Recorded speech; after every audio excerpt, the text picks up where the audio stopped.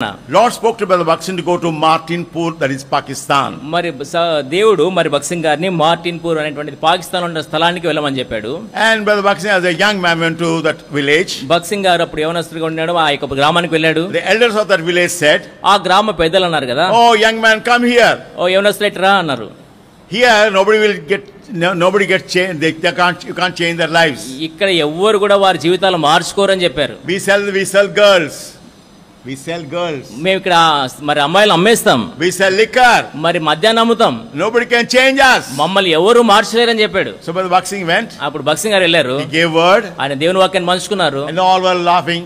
అందరూ నవ్వుతా ఉండినారు. Some making fun. చాలా మంది ఎగతాళి చేస్తా ఉన్నారు. Last day, చివరి దినాన Brother Baksin said, బక్సింగ్ గారు అన్నారు, "Today I don't have a message. ఈ దినాన్ని నాకు చెప్పడానికి వర్తమానం లేదు. Anybody who want to give testimony, they can give the testimony." ఎవరైనా సాక్ష్యం ఇవ్వాలంటే మీరు సాక్ష్యం చెప్పవచ్చు అన్నాడు. So one by one they were beating their breast, repenting of their sins. ఒక్కరు కూడా ప్రతి ఒక్కరు కూడా మరి వారి గుండెలు బాదుకుంటూ వారి మరి పాప క్షమాపణ నిమిత్తమై The సాక్ష్యం whole ఇచ్చారు. prayer was filled with tears. ఆ యొక్క సమాజం అంతా కూడా కన్నీళ్లతో నిండిపోయింది. The people who were working in the fields, మరి అక్కడ పొలాల్లో పనిచేసేటువంటి వారు they saw fire coming from heaven. వారి పరలోకం నుంచి అగ్ని పడడం గమనించారు.